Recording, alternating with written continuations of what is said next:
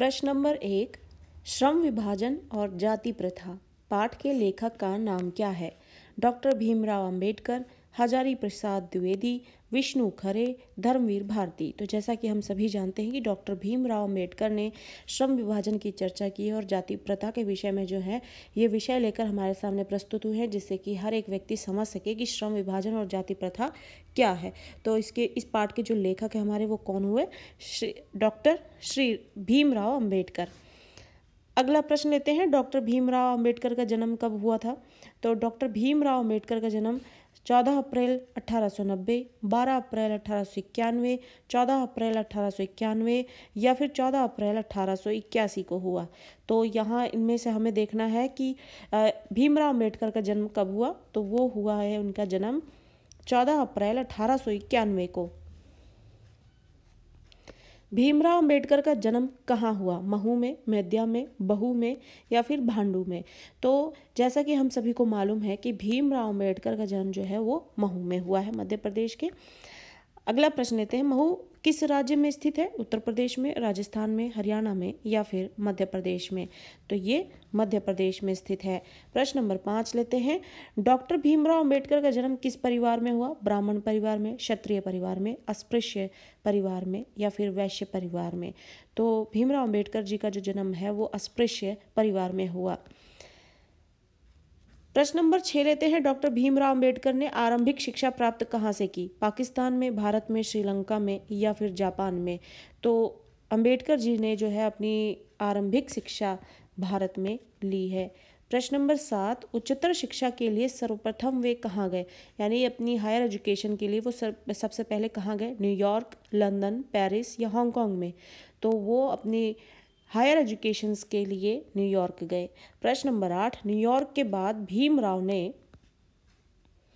कहाँ पर उच्च शिक्षा प्राप्त की? जब न्यूयॉर्क में उन्होंने सबसे पहले अपनी हायर एजुकेशन के लिए गए तो उसके बाद वो कहाँ पर गए? वॉशिंगटन गए, दिल्ली या फिर मुंबई या फिर लंदन?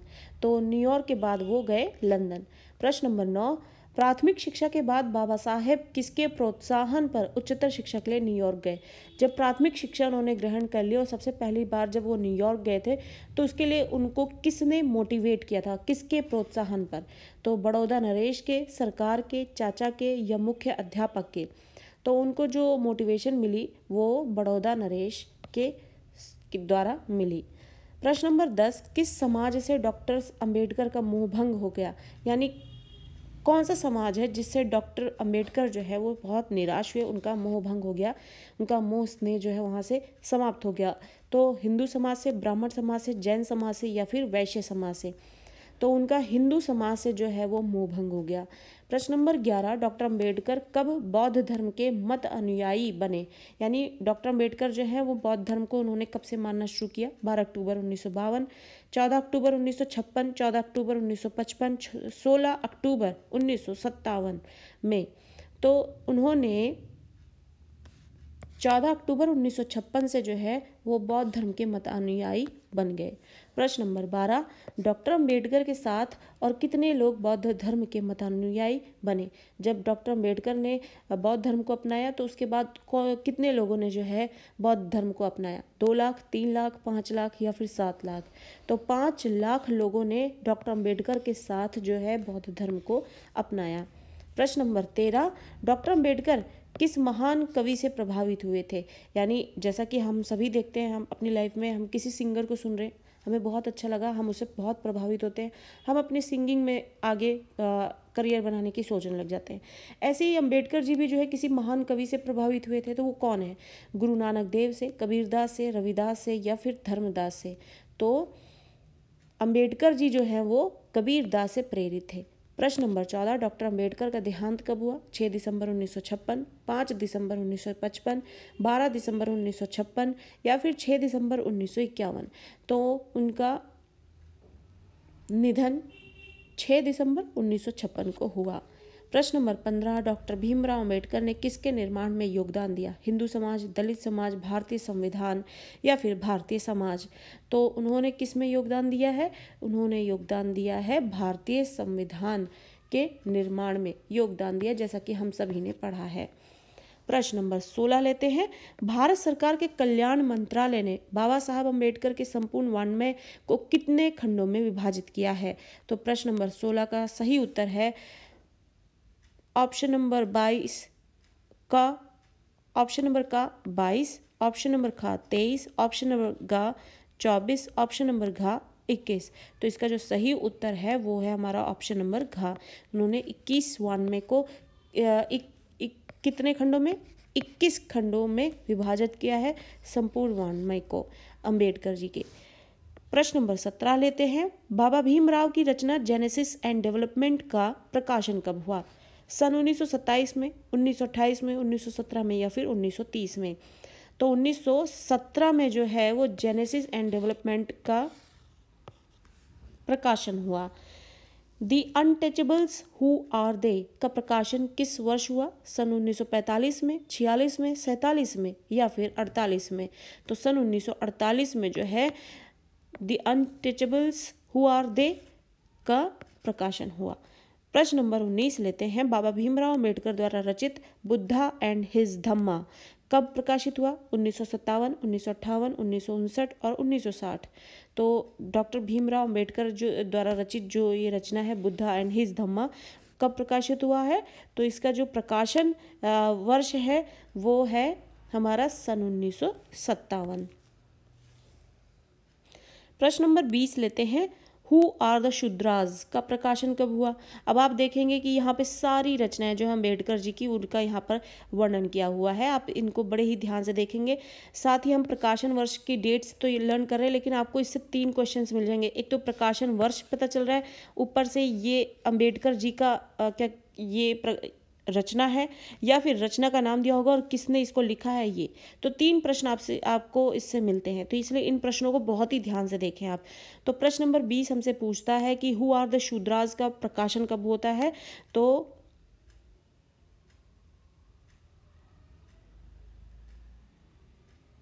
ये होता है 1946 में।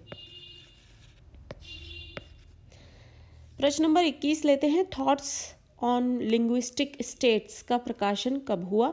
1950 में, 51 में, 55 में या फिर 60 में? तो इसका जो सही उत्तर होगा वो होगा 1955 में। बाबा भीमराव अम्बेडकर द्वारा रचित the problems of the rupee का प्रकाशन कब हुआ? सन 1919 में, 1920 में या 1922 में या फिर 1923 में? तो इसका जो प्रश्न नंबर 22 का सही उत्तर होगा, प्रश्न नंबर 22 का सही उत्तर है ऑप्शन नंबर घ सन 1923 में। प्रश्न नंबर 23 लेते हैं। The rise and fall of the Hindu women का प्रकाशन जो है कब होता है? सन 1965 में, 1921 में, 1960 में या फिर 1930 में? तो इसका प्रकाशन जो है सन 1965 में होता है। किसका? The rise and fall of the Hindu women. तो इसका प्रकाशन इस वर्ष में होता है। प्रश्न नंबर 24 लेते हैं। एनिहिलेशन ऑफ कास्ट कब प्रकाशित हुआ है? 1930 में, 36 में, 20 में या फिर 40 में? तो फिर इसका जो प्रकाशन है एनिहिलेशन ऑफ कास्ट, इसका प्रकाशन कब होता है? इसका प्रकाशन होता है सन 1936 में। ऑप्शन नंबर खा सही हो जाएगा। प्रश्न नंबर 25 लेते हैं। डॉक्टर भीमराव अम्बेडकर द्वारा रचित लेबर एंड पार्लियामेंट्री डेमोक्रेसी किस वर्ष में प्रकाशित हुआ है? सन 1941, 42, 43 या फिर 50 में? तो इस प्रश्न का जो सही उत्तर होगा ऑप्शन नंबर का कि सन 1943 में। लेबर एंड पार्लियामेंट्री डेमोक्रेसी ये इस वर्ष में प्रकाशन होता है इसका। प्रश्न नंबर 26 लेते हैं। सामूहिक दिनचर्या जीवनचर्या की एक रीति और समाज के सम्मिलित अनुभवों के आदान प्रदान को लेखक ने क्या कहा है? यानी सामूहिक जीवनचर्या जो होती है और उसकी एक रीति यानी नियम है, और समाज का जो सम्मिलित अनुभव है उसका जब आदान प्रदान होता है तो उसको लेखक क्या कहते हैं? स्वतंत्रता, तानाशाही, दासता या फिर लोकतंत्र? तो लेखक के अनुसार ये लोकतंत्र कहलाता है। प्रश्न नंबर 27 लेते हैं। जाति प्रथा व्यक्ति को जीवन भर के लिए किससे बांध देती है? एक ही व्यवसाय से, अनेक व्यवसायों से, या व्यवसाय बदलने से, या व्यवसाय छोड़ने से। पाठ को पढ़ते हुए हमने बहुत ही अच्छी तरीके से समझा है कि जाति प्रथा के कारण जाति को ध्यान में रखते हुए जब काम बांट दिया जाता है तो उसकी वजह से बड़ी समस्याएं होती हैं। जातिगत समस्याओं की वजह से क्या होता है कि उसमें जातिगत प्रभाव के कारण एक व्यक्ति को उस काम से बांध दिया जाता है जो जातिगत बंटवारे से मिलता है। यहाँ पर व्यक्ति का टैलेंट नहीं देखा जाता, जिसकी वजह से वो मजबूरन उस काम को करता है, जबकि उसका जो टैलेंट है, उसके पास जो खूबियाँ हैं वो और भी काम करने की है, या फिर उसकी रुचि जो है और कोई दूसरे कामों में है। लेकिन जाति प्रथा के प्रभाव से एक ही व्यवसाय उसे दे दिया जाता है, जिसकी वजह से कई बार उसको कई मुसीबतों का सामना भी करना पड़ता है। उसका इंटरेस्ट ना होने की वजह से वो काम ढंग से नहीं कर पाता, जीविका पूरी तरीके से नहीं आ पाती, जिसकी वजह से जो जीवनचर्या है वो ढंग से नहीं चल पाती है। तो इस तरीके की कई समस्याएं जो हमने पाठ में डिस्कस की हैं। पाठ पढ़ने से हमें ये सारी चीज़ें समझ में आएंगी। तो वही हमें पता लगता है कि जाति प्रथा जो है व्यक्ति को जीवन भर के लिए किससे बांध देती है? एक ही व्यवसाय से। प्रश्न नंबर 28, लेखक ने भारतीय समाज में बेरोजगारी और भुखमरी का क्या कारण बताया? लेखक कौन है? भीमराव अम्बेडकर। उन्होंने भारतीय समाज में जो बेरोजगारी फैली रहती है और भुखमरी है उसका क्या कारण बताया? गरीबी, पूंजीवाद, जाति प्रथा या सांप्रदायिकता। तो उन्होंने इसका कारण जाति प्रथा बताया। कैसे? जाति प्रथा की वजह से बेरोजगारी और भुखमरी कैसे है? जाति प्रथा के अनुसार जब आप किसी व्यक्ति को जातिगत प्रभाव के कारण कोई काम दे देते हैं, उसके हाथ में सौंप देते हैं, मान लीजिए आपके पास डॉक्टर बनने का टैलेंट है, लेकिन आपको यहाँ पर एक कलर का काम सौंप दिया जाता है, आपसे वो काम नहीं हो रहा है, चाहे आप उस काम को छोटा मानते हो इस वजह से, या फिर आपका इंटरेस्ट नहीं है। यहाँ पर ये मैटर नहीं करता। मैटर ये करता है कि आपको जातिगत प्रभाव के कारण वो काम दे दिया गया है, जिसकी वजह से उसमें ना तो आपकी रुचि है और ना आपका टैलेंट जो है उससे कहीं मेल खा पा रहा है। अब आप जब काम मन लगा के नहीं करेंगे तो आप कमा नहीं पाएंगे, जिसकी वजह से बेरोजगारी भी आएगी और भुखमरी भी आएगी। तो इसीलिए लेखक जो है वो जाति प्रथा को इसका कारण मानते हैं, जिसकी वजह से बेरोजगारी और भुखमरी जो है वो भारत में घेर के रखती है। प्रश्न नंबर 29 लेते हैं। अंबेडकर ने दूध और पानी के मिश्रण की तुलना किससे की है? स्वतंत्रता से, समता से, भाईचारे से, या फिर संपन्नता से। उन्होंने इसको भाईचारे से मिलाया है। यानी अंबेडकर जो है वो दूध और पानी के मिश्रण की तुलना, दूध और पानी का मिश्रण जैसा होता है वैसे ही उसकी तुलना किससे की है? उन्होंने भाईचारे से की है। प्रश्न नंबर 30 लेते हैं, आगे बढ़ते हैं हम। लेखक ने काल्पनिक जगत की वस्तु किसे कहा है? काल्पनिक जगत यानी ऐसी चीज को इमेजिन कर लेना जिसको आप इमेजिन ही कर सकते हैं, आप उसको प्रैक्टिकल लाइफ में नहीं देख सकते। तो वो काल्पनिक जगत की वस्तु किसे कहते हैं? राजनीति को, सिद्धांत को, समता को, जातिवाद को। तो वो काल्पनिक जगत की बात जो है किसको कहते हैं? समता को। क्योंकि अब ये ऐसी चीज हो गई है समता कि वो सिर्फ कल्पना में ही देखने की वस्तु जैसे मात्र रह गई हो, ये रियल लाइफ में देखने को नहीं मिल सकती। इस तरीके के प्रभाव जब देखने को मिलते हैं तो लेखक जो है उसे काल्पनिक जगत की वस्तु समझने लग जाते हैं। किसको? समता को। प्रश्न नंबर 31 लेते हैं। लेखक के अनुसार हिंदू धर्म की जाति प्रथा व्यक्ति को कौन सा पेशा चुनने की अनुमति देती है? यानी लेखक जो है वो अपना जब पॉइंट ऑफ व्यू देते हैं और ये बताते हैं कि हिंदू धर्म की जो जाति प्रथा है, हिंदू धर्म की जाति प्रथा व्यक्ति को कौन सा पेशा चुनने की अनुमति देती है? पैतृक पेशा, स्वतंत्र पेशा, कर्मानुसार या कार्यकुशलता के अनुसार। तो वो पैतृक पेशे को स्वीकार करती है। आप देखेंगे हिंदू धर्म में क्या होता है? पैतृक पेशा, और पैतृक जो भी संपत्ति होती है उसको निभाने वाला कौन होता है? आगे जो वंश चलाने वाला है, पुत्र है, वही है। पैतृक पेशा जो है वो अपनाते हैं। प्रश्न नंबर 32 लेते हैं। कुछ व्यक्तियों को दूसरे लोगों द्वारा निर्धारित व्यवहार और कर्तव्यों का पालन करने के लिए मजबूर करना क्या कहलाता है? अगर हम किसी व्यक्ति पर जबरदस्ती करके एक व्यवहार को अपनाने के लिए कहते हैं कि जैसा हम बता रहे हैं वैसा आप करिए, तो इस मजबूर करने को, इस प्रक्रिया को क्या कहा जाता है? स्वतंत्रता कहा जाता है, आज्ञा पालन, दासता, या फिर गरीबी। गरीबी में आप व्यवहार को मजबूरन जो है उसका पालन करने के लिए इससे संबंधित कोई भी बात नहीं आती है। आज्ञा पालन में दोनों ही पार्टीज की जो है इसमें सम्मति होती है, और स्वतंत्रता में तो व्यक्ति आज़ाद होता है, वो मजबूर नहीं हो सकता। तो ये दासता होती है, जहाँ पर व्यक्ति जो है मजबूर है, दास हो चुका है, वो मजबूर है, सामने वाला व्यक्ति जो उसे बोलेगा वो करेगा, तो ये दास्ता होती है। प्रश्न नंबर 33 लेते हैं, कौन सा धर्म व्यक्ति को जाति प्रथा के अनुसार पैतृक काम अपनाने को मजबूर करता है? हिंदू, मुस्लिम, सिख या फिर ईसाई? तो हिंदू धर्म में जो है वो पैतृक काम अपनाने को मजबूर किया जाता है। प्रश्न नंबर 34 लेते हैं, स्वतंत्रता, समता व भ्रातृता पर आधारित समाज को अम्बेडकर ने कैसा समाज कहा है? यानी ऐसा समाज जहाँ पे स्वतंत्रता हो, समानता हो, भ्रातृता हो यानी भाईचारा हो, उस समाज को उन्होंने कैसा माना है? अच्छा, महत्वपूर्ण, आदर्श या फिर स्वीकार्य? तो उन्होंने उसको आदर्श समाज माना है। यानी जहाँ पर स्वतंत्रता होगी, समानता होगी और भ्रातृता होगी यानी भाईचारा होगा, वहाँ पे समाज जो है बहुत ही फलेगा फूलेगा और बहुत ही प्यार से व्यक्ति जो अपने जीवन को गुजारेगा वहाँ पर। प्रश्न नंबर 35, लेखक के अनुसार इस युग में किसके पोषकों की कमी नहीं है?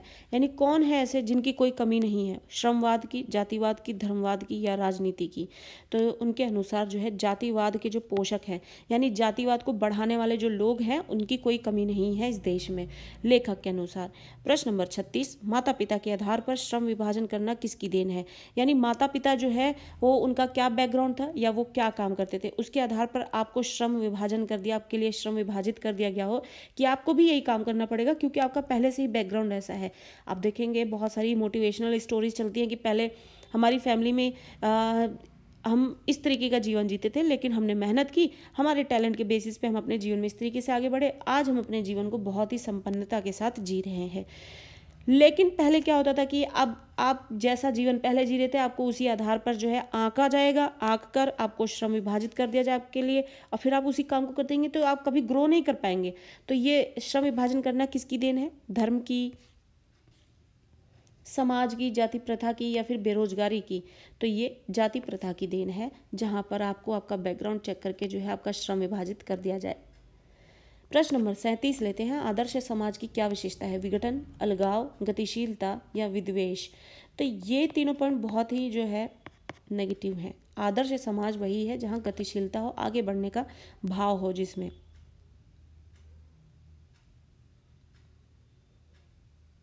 प्रश्न नंबर 38 लेते हैं, इस युग में जातिवाद क्या है? गुण, विडंबना, श्रेष्ठ व्यवस्था या ईश विधान? तो इस युग में जो जाति विधान है वो है विडंबना। प्रश्न नंबर 39 लेते हैं, बाबा साहेब अम्बेडकर ने किस प्रकार के समाज की कल्पना की है? स्वतंत्र समाज की, समान समाज की, आदर्श समाज की या गतिशील समाज की? तो प्रश्न नंबर 39 का जो सही उत्तर होगा वो है आदर्श समाज की उन्होंने कल्पना की है। प्रश्न नंबर 40, लेखक ने भाईचारे के वास्तविक रूप को किसके मिश्रण की भांति बताया? आटा, नमक, दूध, पानी, दूध, घी या घी, शक्कर? तो उन्होंने दूध पानी की तरह बताया इसे। प्रश्न नंबर 41, लेखक के अनुसार दास्ता का संबंध किससे नहीं है? समाज से, कानून से, शिक्षा से या फिर धन से? तो कानून से जो है दास्ता का संबंध नहीं है। प्रश्न नंबर 42, किस क्रांति में समता शब्द का नारा लगाया गया था? रूसी क्रांति में, फ्रांसीसी क्रांति में, जर्मन क्रांति में या फिर जापानी क्रांति में? तो फ्रांसीसी क्रांति में जो है वो समता शब्द का नारा लगाया गया था।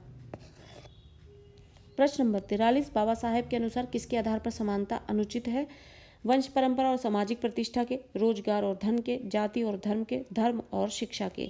तो प्रश्न नंबर 43 का जो सही उत्तर होगा वो होगा ऑप्शन नंबर का, वंश परंपरा और सामाजिक प्रतिष्ठा के अनुसार उसके आधार पर समानता जो है वो गलत बात है।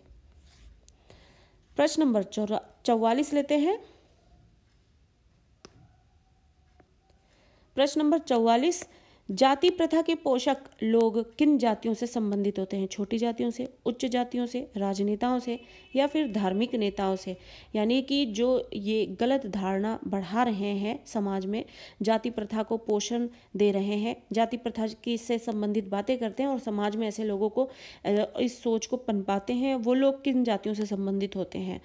तो इसकी बात बतानी है हमें। तो किन जातियों से? वो उच्च जातियों से संबंधित होते हैं, इसी वजह से वो जाति प्रथा जैसी बातों को आगे बढ़ाते हैं। प्रश्न नंबर 45, आर्थिक विकास के लिए जाति प्रथा का परिणाम कैसा है? आर्थिक विकास के लिए जाति प्रथा का परिणाम कैसा है? हानिकारक, लाभकारी, उपयोगी, इनमें से कोई भी नहीं। तो ये बहुत ही हानिकारक है। प्रश्न नंबर 46, श्रम के परंपरागत तरीकों में किस कारण से परिवर्तन हो रहा है? शिक्षा के कारण, गरीबी के कारण, बेरोजगारी के कारण या आधुनिक तकनीकी के कारण? तो इसमें परिवर्तन जो है वो आधुनिक तकनीक के कारण हो रहा है। श्रम के जो परंपरागत तरीके हैं, श्रम पहले किस तरीके से होता था और अब जो है कितना मशीनों का प्रयोग होने लगा है, तो ये आधुनिक तकनीकों के कारण जो है परिवर्तन दिख रहा है। प्रश्न नंबर 47, पेशा परिवर्तन की अनुमति ना देकर, जो पेशा है हमारा, परिवर्तन की अनुमति ना देकर जाति प्रथा भारत में किसका प्रमुख एवं प्रत्यक्ष कारण बनी हुई है? मजदूरी का, बेरोजगारी का, समानता का या फिर छुआछूत का? तो वो बेरोजगारी का कारण बड़ा बना हुआ है और इसका प्रमुख एवं प्रत्यक्ष डायरेक्ट इफेक्ट जो देखने को मिल रहा है वो उसके माध्यम से, वो बेरोजगारी के माध्यम से दिख रहा है। प्रश्न नंबर 48, आधुनिक युग में विडंबना की बात क्या है? जातिवाद, अद्वैतवाद, प्रयोगवाद या फिर साम्यवाद? तो ये जो है ये जातिवाद जो है, जातिवाद जो है इसका आधुनिक युग में विडंबना की बात बनी हुई है। प्रश्न नंबर 49, लेखक के अनुसार किस पहलू से जाति प्रथा हानिक प्रथा है? राजनैतिक, धार्मिक, सामाजिक या फिर आर्थिक? यानी इन सब में से कौन सा जो एस्पेक्ट है इसकी वजह से जो है गलत प्रभाव देता हुआ दिख रहा है लेखक के अनुसार? तो लेखक के अनुसार जो है आर्थिक प्रभाव इससे बहुत बुरे पड़ते हैं। किसके कारण? जाति प्रथा के कारण, क्योंकि लोगों को श्रम विभाजित उसी अनुसार कर दिया जाता है, जिसकी वजह से पैसों से संबंधित जो है, क्योंकि काम उनको उनके टैलेंट के हिसाब से ना मिलकर उनको उनके बैकग्राउंड के हिसाब से दिया जाता है, जिसकी वजह से वो काम जो है ढंग से नहीं कर पाते हैं, वो अपने जीवन में आगे नहीं बढ़ पाते हैं, फल फूल नहीं पाते हैं। कहने का मतलब है कि हर आदमी अपने टैलेंट के बेसिस पर अपना काम पाता है और काम से ही वो पैसा पाता है और पैसे से ही वो अपने जीवन शैली को सुधार पाता है, और ये जाति प्रथा के कारण पॉसिबल नहीं हो पाता, जिसके बहुत सारे हानिकारक प्रभाव आर्थिक रूप में देखने को मिलते हैं। प्रश्न नंबर 50, जाति प्रथा मनुष्य की स्वाभाविक प्रेरणा, रुचि एवं आत्मशक्ति को दबाकर उसे क्या बना देती है? जो जाति प्रथा है उसके जो प्रभाव हैं उसकी वजह से एक व्यक्ति जो है उसकी प्रेरणा खत्म हो जाती है, रुचि खत्म हो जाती है, आत्मशक्ति खत्म हो जाती है, और ये सब चीज़ें जब आपके जीवन से चली जाती हैं तब व्यक्ति क्या बनकर रह जाता है? निष्क्रिय, सक्रिय, कर्मशील या फिर गतिशील। ये सब तो पॉजिटिव पॉइंट हैं। ये तो किसी भी नेगेटिव प्रभाव से जो है आप आगे सक्सेस नहीं पा सकते हैं, निष्क्रिय ही हो जाता है व्यक्ति, उस पर नेगेटिविटी आने से और भी ज़्यादा नेगेटिविटी बढ़ जाती है उसकी ज़िंदगी में। प्रश्न नंबर 51, आधुनिक सभ्य समाज कार्यकुशलता के लिए किसे आवश्यक मानता है? आधुनिक समाज जो है वो कार्यकुशलता हो इसके लिए क्या जरूरी मानता है? जाति प्रथा, शिक्षा, श्रम विभाजन या फिर प्रोत्साहन? तो इसके लिए सबसे जरूरी है श्रम विभाजन आधुनिक समाज के अनुसार। फ्रांसीसी क्रांति के नारे में कौन सा शब्द विवाद का विषय रहा है? राजतंत्र, समता, स्वतंत्रता या फिर श्रम विभाजन? तो यहाँ पर जो समता है शब्द है वो विवाद का कारण बना। प्रश्न नंबर 53, कौन सा समाज कार्यकुशलता के लिए श्रम विभाजन को आवश्यक मानता है? कौन सा समाज जो है वो कार्यकुशलता के लिए जो है वो श्रम विभाजन को जरूरी मानता है? आदि मानव समाज, असभ्य समाज, सभ्य आधुनिक समाज या सभ्य पुरातन समाज? तो इस प्रश्न का जो उत्तर है वो है सभ्य आधुनिक समाज जो है वो कार्यकुशलता के लिए श्रम विभाजन को आवश्यक मानता है। प्रश्न नंबर 54, जाति प्रथा किसका दूसरा रूप है? देश विभाजन, श्रम विभाजन, समाज विभाजन या फिर गृह विभाजन? जो कि हमने पाठ में पढ़ा है कि जाति प्रथा जो है श्रम विभाजन का ही दूसरा रूप बनकर हमारे सामने मौजूद है। प्रश्न नंबर 55, किसी भी सभ्य समाज में श्रम विभाजन की व्यवस्था नहीं होती। श्रमिकों का विभिन्न वर्गों में अस्वाभाविक विभाजन, श्रमिकों का विभिन्न वर्गों में स्वाभाविक विभाजन। अब आप देखेंगे ये फर्क है, श्रमिकों का एक ही वर्ग में विभाजन या श्रमिकों का किसी भी वर्ग में स्वाभाविक विभाजन। तो एक किसी भी सभ्य समाज में जो है सभ्य समाज है उसमें श्रम विभाजन की व्यवस्था किस बेसिस पर नहीं होती है? तो प्रश्न को हमें ध्यान से समझना है, नहीं होती है। उस सभ्य समाज है तो जाहिर सी बात है पॉजिटिव पॉइंट को लेकर ही विभाजन होंगे, नेगेटिव पॉइंट्स को और ऐसे बातें जो अशिक्षित होने का आपको टैग दे दें वो बातें तो नहीं होंगी। तो सभ्य समाज है तो ऐसी कौन सी चीज़ें जो उसको नहीं फॉलो करेगी? तो इसमें से जो सही उत्तर होगा वो ये कि श्रमिकों का विभिन्न वर्गों में अस्वाभाविक विभाजन। तो इसका सही उत्तर हो जाएगा ऑप्शन नंबर का। आगे बढ़ते हैं प्रश्न नंबर 56 के साथ किस देश की जाति प्रथा ऊंच नीच में भेदभाव करती है? चीन, अमेरिका, इंग्लैंड या फिर भारत? तो भारत में है जो जाति प्रथा ऊंच नीच में भेदभाव करती है। प्रश्न नंबर 57 जाति प्रथा को किसका आधार नहीं बनना चाहिए? समाज विभाजन, देश विभाजन, श्रम विभाजन या फिर गृह विभाजन? जाति प्रथा के कारण जो है हमें और भी किसी भी तरीके के विभाजन को फेस ना करना पड़े, और इस तरीके से जब श्रम विभाजन हम देखते हैं तो उसकी वजह से श्रम विभाजन जिसके बहुत गलत इफेक्ट आ रहे हैं या आते हैं वो तो बिल्कुल नहीं होना चाहिए। प्रश्न नंबर 58 श्रम विभाजन किस पर आधारित होना चाहिए? रुचि और जाति पर, रुचि और क्षमता पर, जाति और क्षमता। जहाँ पर भी जाति शब्द आ जाए वहाँ पर तो पहले ही वो ऑप्शन कट हो जाएगा। श्रम विभाजन यानी आपको काम किस, आप खुद सोचिए, आप में टैलेंट है, आप काम जॉब के लिए निकल रहे हैं, तो आप क्या सोचते हैं कि आपके अंदर टैलेंट है तो आपके टैलेंट को देखकर, या फिर आपके साथ ही रेफरेंस वाले लोग बैठे हुए हैं तो आप उनको प्रायोरिटी देंगे कि उनको काम मिल जाए, जो कि हालांकि ऐसा ही होता है। पर जेन्युइन बात यही है कि जिसके अंतर में श्रम करने की काबिलियत हो और जिसके पास टैलेंट हो, स्किल हो, काम तो उसे मिलना चाहिए। तो जाति, इसमें इस जाति का लेना देना तो बिल्कुल भी नहीं होना चाहिए। और अगला जो ऑप्शन है हमारे पास वो है, यहाँ पर आप देखेंगे 2 ऑप्शन हमारे पास पहले से ही कट चुके हैं, तो इसका जो सही उत्तर होगा वो होगा हमारे पास अगला ऑप्शन है पढ़ाई लिखाई और जाति पर। अब पढ़ाई लिखाई तो पॉइंट ठीक है, लेकिन जाति पर बिल्कुल नहीं, तो ये भी कट आउट हो जाएगा यहाँ पर। और इसका जो सही उत्तर होगा कि हमारी रुचि जिस काम में हो वो, और हमारे पास उस रुचि के अनुसार क्षमता हो, तो उस आधार पर हमें काम मिलना चाहिए। प्रश्न नंबर 59 लेते हैं।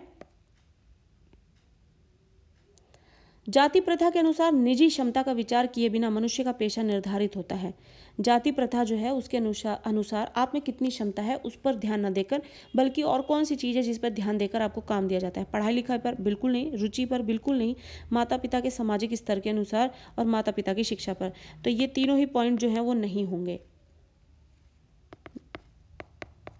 जाति प्रथा जो है इस चीज़ को ध्यान में रख के आपके श्रम को विभाजित करती है, तो इसलिए इसका जो उत्तर होगा वो हो जाएगा ऑप्शन नंबर ग। प्रश्न नंबर 60 लेते हैं। आधुनिक युग में मनुष्य को कब अपना पेशा बदलने की आवश्यकता पड़ सकती है? जाति प्रथा के कारण, निरंतर तकनीक में विकास और परिवर्तन के कारण, क्षमता के अनुसार वेतन का ना मिलना, या शिक्षा के अनुसार काम ना मिलना? तो उनके अनुसार जो है निरंतर तकनीक में विकास और परिवर्तन के कारण जो है मनुष्य को अपना पेशा बदलने की आवश्यकता पड़ सकती है आधुनिक युग में। प्रश्न नंबर 61 श्रम विभाजन की दृष्टि से भी जाति प्रथा किससे युक्त है? गंभीर दोषों से, सुखद परिणामों से, दुखद दोषों से, या फिर सरल दोषों से? तो ये गंभीर दोषों से जो है अभी भी युक्त है। क्या? श्रम विभाजन की दृष्टि से जाति प्रथा के कारण जो है ये गंभीर दोषों से लिप्त है, अभी भी युक्त है। प्रश्न नंबर 62 जाति प्रथा का श्रम विभाजन किस पर निर्भर नहीं रहता? जाति प्रथा के अनुसार जो श्रम विभाजन है वो किस पर डिपेंड नहीं करता है? मनुष्य की शिक्षा पर, मनुष्य की समझदारी पर, मनुष्य की स्वेच्छा पर, या मनुष्य की गलती पर? तो मनुष्य की स्वेच्छा पर तो वो बिल्कुल भी डिपेंड नहीं करता है। प्रश्न नंबर 63 श्रम विभाजन पर मनुष्य की किस भावना का कोई महत्व नहीं रहता? सामाजिक, राजनीतिक, आर्थिक और व्यक्तिगत? तो उसकी जो है यहाँ पर श्रम विभाजन जो है उस पर मनुष्य की किस भावना, यानी उसके कौन सी भावना जो है उसमें उसका कोई महत्व नहीं रह जाता, तो वो उसकी व्यक्तिगत भावना का कोई महत्व नहीं रह जाता। प्रश्न नंबर 64 जब व्यक्ति दिल और दिमाग से काम नहीं करता तब काम में क्या प्राप्त नहीं होते? अकुशलता, कुशलता, रुचि या फिर क्षमता? यानी आप इंटरेस्ट लेके अगर आप किसी काम को नहीं कर रहे हैं तो वो काम जो है तब काम में आपको क्या प्राप्ति होती है? तो जाहिर सी बात है अगर आप अपना दिल और दिमाग दोनों ही किसी भी काम में इन्वॉल्व नहीं कर रहे हैं तो आपको कुशलता तो बिल्कुल भी, यानी आप स्किल्ड तो बिल्कुल नहीं हो पाएंगे। प्रश्न नंबर 65 मेरी कल्पना का आदर्श समाज किसकी रचना है? बाबा साहेब भीमराव अम्बेडकर, बाबा साहेब काशीराम, बाबा साहेब फुले, बाबा साहेब रामदेव? तो प्रश्न नंबर 65 का जो सही उत्तर है वो है बाबा साहेब भीमराव अम्बेडकर। आगे प्रश्न लेते हैं हम। प्रश्न नंबर 66 बाबा भीमराव अम्बेडकर का आदर्श समाज किस पर आधारित है? परतंत्रता, अब ये पहले ही पॉइंट कट हो जाएगा, वो परतंत्रता तो बिल्कुल नहीं चाहते, गुलामी। अब दूसरा है स्वतंत्रता, असमता, अभी असमता की वजह से ये पॉइंट भी कट हो गया। तीसरा स्वतंत्रता, समता और भ्रातृत्वता, ये तीनों पॉजिटिव पॉइंट हैं। तो अब चौथे पॉइंट को भी चेक कर लेते हैं। भेदभाव जो है इसकी वजह से ये पॉइंट भी कट हो जाएगा, तो इसकी वजह से सही उत्तर क्या हो जाएगा? ऑप्शन नंबर ग।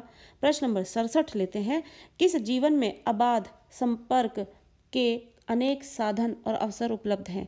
किस जीवन में, कौन से जीवन में जो है अबाध यानी बिना किसी बाधा के संपर्क के अनेक साधन और अवसर उपलब्ध होते हैं? आर्थिक, राजनीतिक, पारिवारिक और सामाजिक। तो वो है इसका सही उत्तर सामाजिक। प्रश्न नंबर 68, मनुष्य की शक्ति के समक्ष एवं प्रभावशाली प्रयोग के लिए क्या प्रदान किया जाए? परतंत्रता, शिक्षा, स्वतंत्रता या फिर जीविका। अब मनुष्य जो है शक्ति के समक्ष एवं प्रभावशाली प्रयोग के लिए, मनुष्य अपनी ताकत का सही इस्तेमाल करके अच्छा काम कर सके, उसके लिए क्या जरूरी है? उसके लिए जरूरी है स्वतंत्रता। व्यक्ति को स्वतंत्रता मिलनी चाहिए जिसके आधार पर वो स्वतंत्रता से और स्वेच्छा से जो है किसी भी काम में मन लगाकर स्किल्ड हो पाए और उस तरीके से किसी भी काम में अच्छी परफॉर्मेंस दे सके वो। तो इस तरीके से उसके लिए स्वतंत्रता बहुत जरूरी है। प्रश्न नंबर 69 लेते हैं। मनुष्य की क्षमता कितनी बातों पर निर्भर करती है? 2, 4, 3 या फिर 5। तो वो 3 बातों पर निर्भर करती है। प्रश्न नंबर 70, व्यक्ति विशेष के दृष्टिकोण से असमान प्रयत्न के कारण असमान व्यवहार को क्या नहीं कहा जा सकता? व्यक्ति विशेष के दृष्टिकोण, किसी भी कोई एक व्यक्ति है, उसका अपना पॉइंट ऑफ व्यू है, उससे असमान प्रयत्न के कारण असमान व्यवहार को क्या नहीं कहा जा सकता? अनुचित, उचित, ठीक या फिर सही। तो उसको अनुचित नहीं कहा जा सकता। प्रश्न नंबर 71, व्यक्ति को अपनी क्षमता का विकास करने के लिए क्या देना सर्वथा उचित रहेगा? अवसर देना, शिक्षा, प्रोत्साहन या फिर रुपया। तो किसी भी व्यक्ति को अगर प्रोत्साहित किया जाए तो वो उसकी क्षमता का विकास करने के लिए बहुत ज़्यादा जरूरी हो जाएगा और बेनिफिशियल भी हो जाएगा। प्रश्न नंबर 72 लेते हैं। समाज के सदस्यों को आरंभ से ही क्या उपलब्ध कराया जाना चाहिए? समान अवसर और असमान व्यवहार। असमान आते ही पॉइंट, ये नेगेटिव पॉइंट कट ऑप्शन। समान अवसर और समान व्यवहार बिल्कुल सही है। असमान अवसर और असमान व्यवहार बिल्कुल नहीं। असमान शब्द जहाँ भी आए ऑप्शन वैसे ही कट हो जाएगा। तो समान अवसर भी मिले और समान व्यवहार भी मिले किसी भी व्यक्ति को, समाज के सदस्यों को आरंभ से ही हमें ये उपलब्ध कराना चाहिए। आगे बढ़ते हैं। प्रश्न नंबर 73। प्रश्न नंबर 73 कहता है कि किस पुरुष का बहुत बड़ी जनसंख्या से पाला पड़ता है? राजनीतिज्ञ, सामाजिक, आर्थिक और शिक्षित। तो बहुत बड़े स्तर पर जो है राजनीतिज्ञों से जो है जनसंख्या का जो है वो उससे पाला पड़ता है। प्रश्न नंबर 74, समाज को किस दृष्टिकोण से 2 वर्गों और श्रेणियों में बांटना अनुचित है? समाज को किस दृष्टिकोण से 2 वर्गों में और श्रेणियों में बांटना अनुचित है? आर्थिक दृष्टिकोण से, मानवता के दृष्टिकोण से, सामाजिक दृष्टिकोण से या दासता के दृष्टिकोण से? तो मानवता के दृष्टिकोण से उसको 2 वर्गों में बांटना बिल्कुल ही अनुचित रहेगा। प्रश्न नंबर 75, क्या काल्पनिक जगत की वस्तु है स्वतंत्रता और जातिवाद, भ्रातृत्वता और राजनीति, समता, असमानता और सिद्धांत? तो जो समता है वो काल्पनिक जगत की वस्तु है। प्रश्न नंबर 76, समता राजनीति के व्यवहार की एकमात्र है? क्या पूंजी, चाल, राजनीति या फिर कसौटी? तो ये उनकी एक कसौटी है, एकमात्र कसौटी है। प्रश्न नंबर 77, श्रम विभाजन और जाति प्रथा तथा मेरी कल्पना का आदर्श समाज पाठ मूलतः बाबा साहेब के एक विख्यात भाषण का हिस्सा है। उस भाषण का नाम लिखिए, यानी किस भाषण का से ये पंक्तियां हैं? तो ये पंक्तियां जो है एनिहिलेशन ऑफ कास्ट, जिसके विषय में अभी हमने पिछले प्रश्नों में पढ़ा है।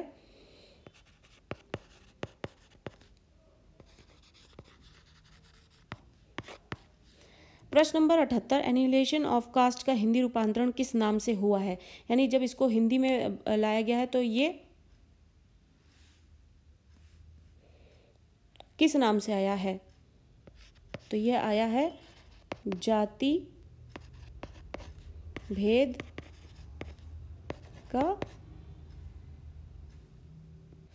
उच्छेद। प्रश्न नंबर 79 लेते हैं। बाबा साहेब अम्बेडकर का संपूर्ण वाङ्मय किसके द्वारा हिंदी में अनुदित किया गया है? यानी जो इसकी ट्रांसलेशन है वो किसने की है? तो इसका जो सही उत्तर होगा वो है कल्याण मंत्रालय। जिससे संबंधित प्रश्न हमने अभी पिछले प्रश्नों में ही पढ़ा है। कल्याण मंत्रालय और भारत सरकार, कल्याण मंत्रालय भारत सरकार। प्रश्न नंबर 80 देखते हैं। किसे यदि श्रम विभाजन मान लिया जाए तो यह स्वाभाविक विभाजन नहीं है? कौन सी चीज़ है जिसको श्रम विभाजन में अगर मान लिया जाए, शामिल कर लिया जाए तो वो स्वाभाविक विभाजन नहीं माना जा सकता? तो वो है जाति। प्रश्न नंबर 81, जाति प्रथा श्रम विभाजन का स्वाभाविक विभाजन क्यों नहीं है? अब ये क्यों नहीं है? क्योंकि ये मनुष्य की रुचि पर आधारित नहीं होता। तो ये रुचि पर आधारित ना होना, ये इसको सही नहीं ठहराता। प्रश्न नंबर 82, एक राजनीतिज्ञ का किससे पाला पड़ता है? एक राजनीतिज्ञ जो है उसका समाज की बहुत बड़ी जनसंख्या से पाला पड़ता है।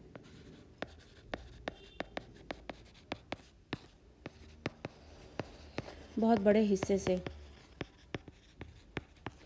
प्रश्न नंबर 83, डॉक्टर भीमराव अंबेडकर का देहांत कब हुआ? तो डॉक्टर भीमराव अंबेडकर का देहांत जो है वो कहाँ हुआ है? वो दिल्ली में। प्रश्न नंबर 84, राजनीतिज्ञ के पास किस किस का अभाव होता है? एक राजनीतिक यानी पॉलिटिशियन जो होता है उसके पास किन किन चीज़ों का अभाव होता है? तो उसके पास समय का अभाव होता है और उसको प्रत्येक व्यक्ति के विषय में जानकारी नहीं होती।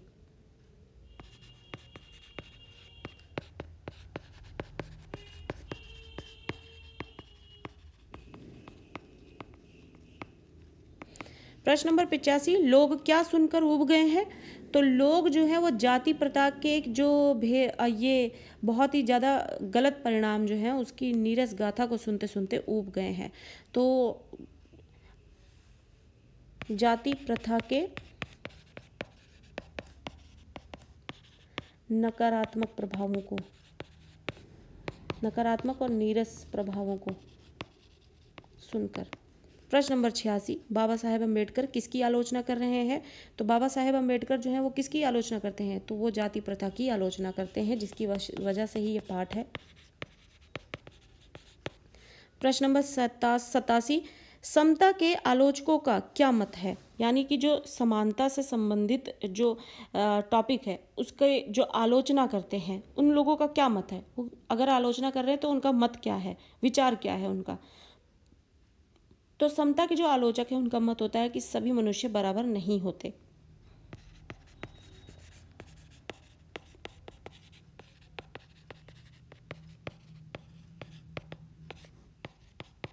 इसी वजह से वो समता के आलोचक हैं। प्रश्न नंबर 88, समता का शाब्दिक अर्थ क्या होता है? समता का अर्थ समानता है। प्रश्न नंबर 89, गरीबी को बड़ी समस्या कौन नहीं मानता है? यानी गरीबी जो है एक बहुत बड़ी समस्या, उसको कौन नहीं मान रहा? तो आज का जो उद्योग जगत है वो गरीबी को बड़ी समस्या नहीं मानता। तो आधुनिक उद्योग जगत। प्रश्न नंबर 90, आज के उद्योग जगत में बड़ी समस्याएं क्या हैं? तो जो आज का उद्योग है उसकी सबसे बड़ी समस्या है कि वो बहुत से लोग निर्धारित कार्य को अरुचि के साथ केवल विवशता से करते हैं। तो काम को विवशता में और अरुचि से करना।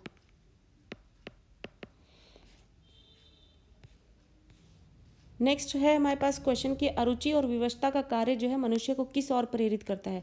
यानी आप किसी भी काम को बिना किसी इंटरेस्ट के कर रहे हो और विवशता में कर रहे हो, यानी मजबूर होकर कर रहे हो, आप मजबूर हैं काम करने को, पैसा तो चाहिए, खाना खाना है व्यक्ति को, भूख जब सताएगी तो पैसा चाहिए उसके लिए, तो विवश है, वो करना पड़ेगा ही उसे काम। तब ऐसी हालत में व्यक्ति जो है मनुष्य को किस ओर जो है प्रेरित करता है? ये सिचुएशन जो है किस ओर प्रेरित करता है? तो अरुचि और विवशता जो है कार्य में लिप्त व्यक्ति जो है इससे भरा जब काम करता है, यानी कि उसमें उसका इंटरेस्ट ना हो और विवश भी हो, तो मनुष्य को दुर्भावना से ग्रस्त कर देता है और वो काम को टालता है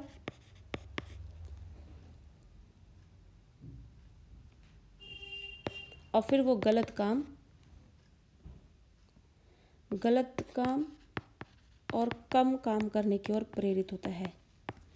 प्रश्न नंबर 92, कार्य कुशलता कब प्राप्त हो सकती है? यानी आप किसी भी कार्य में निपुण कब हो सकते हैं, स्किल्ड कब हो सकते हैं? तो उसके लिए आपको उस कार्य में दिल और दिमाग से जुड़ना पड़ेगा, दिल और दिमाग से जुड़े होने पर। इस जिससे संबंधित प्रश्न अभी पिछले प्रश्नों में भी हमने किया है। प्रश्न नंबर 93, दासता से क्या तात्पर्य है? दासता जो है तात्पर्य इससे कि केवल कानूनी पराधीनता से नहीं, बल्कि इसमें कुछ व्यक्तियों को दूसरे लोगों द्वारा निर्धारित व्यवहार एवं कर्तव्यों का पालन करने के लिए विवश होना पड़ता है। तो दूसरों के नियम पर चलने को विवश अगला प्रश्न है, बाबा साहेब के चिंतन व रचनात्मकता के मुख्य 3 प्रेरक व्यक्ति कौन रहे? यानी कि बाबा साहेब जो है चिंतन करने में निपुण है और रचनात्मकता यानी क्रिएटिविटी में बहुत आगे हैं। तो उनके इस टैलेंट के पीछे जो है या स्किल के पीछे 3 प्रेरक व्यक्ति कौन रहे हैं? तो उनके पीछे जो है बुद्ध, कबीर और ज्योतिबा फुले, ये 3 लोग जो है उनके इस जीवन में जो है उनको प्रेरणा देते हैं। प्रश्न नंबर 95, उत्तम व्यवहार के हक की प्रतियोगिता में कौन विजयी होंगे? तो उत्तम व्यवहार के हक की प्रतियोगिता में वो लोग विजयी होंगे जिनमें उत्तम कुल, शिक्षा, पारिवारिक ख्याति, पैतृक संपदा। तो इस उत्तम व्यवहार के हक की प्रतियोगिता में यानी कि उत्तम व्यवहार किसका है, अगर इस तरीके की कंपटीशन में हो तो उसमें कौन विजयी होगा? वही विजयी होगा जिसमें उत्तम व्यवहार की हक की प्रतियोगिता में शामिल होने पर जब उत्तम कुल होगा, शिक्षा होगी और पारिवारिक ख्याति होगी, पैतृक संपदा होगी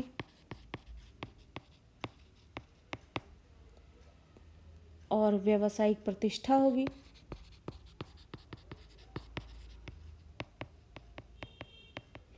प्रश्न नंबर 96 लेते हैं, निष्पक्ष निर्णय किसे नहीं कहा जा सकता? निष्पक्ष यानी किसी भी पक्ष में ना होना, उस निर्णय को, ऐसा कौन सा निर्णय है जिसे निष्पक्ष निर्णय नहीं कहा जा सकता?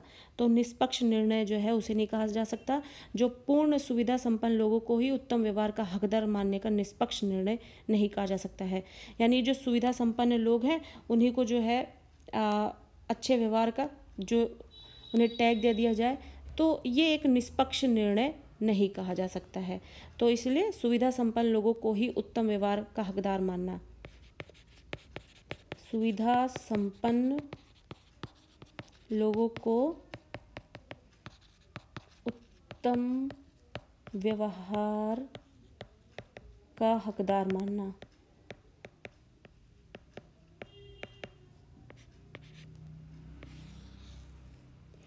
प्रश्न नंबर 97, क्या सुविधा संपन्न लोगों के पक्ष में निर्णय देना उचित है? यदि नहीं तो क्यों? तो सुविधा संपन्न लोग जो है अगर उनके पक्ष में निर्णय दिया जा रहा है तो ये तो बिल्कुल उचित नहीं होता, बिल्कुल सही बात नहीं है, क्योंकि ये सुविधा संपन्न लोगों को ही प्रतिष्ठा देनी होगी फिर तो फिर इसमें जब आप किसी के टैलेंट को नहीं देख रहे हैं और आप सिर्फ ये देख रहे हैं कि आपका बैकग्राउंड क्या है, उसके बेसिस पे किसी के पक्ष में निर्णय दोगे तो ये बिल्कुल ही अनुचित है। क्यों है? क्योंकि आप उनकी प्रतिष्ठा को ध्यान में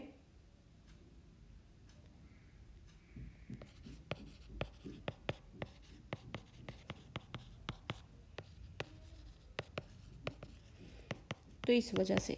प्रश्न नंबर 98, जाति प्रथा का दोष क्या है? यानी जाति प्रथा में प्रॉब्लम क्या है, क्या समस्या है? तो जाति प्रथा की प्रॉब्लम ये है, दोषपूर्ण वो इसलिए है कि इस जाति प्रथा न केवल पेशे का दोषपूर्ण पूर्व निर्धारण करती है बल्कि मनुष्य को जीवन भर के लिए एक ही पेशे में बांध देती है। तो एक ही पेशे में बांध देने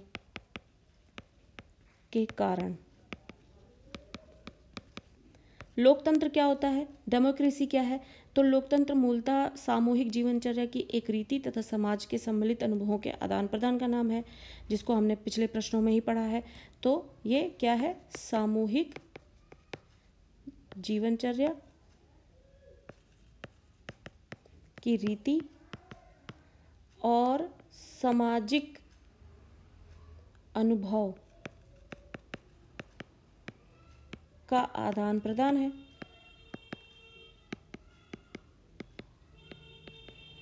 समता का व्यवहार सिद्धांत क्या है? समता का व्यवहार सिद्धांत क्या है? यही है कि सब मनुष्य के साथ समान व्यवहार किया जाए, सबके साथ समान व्यवहार।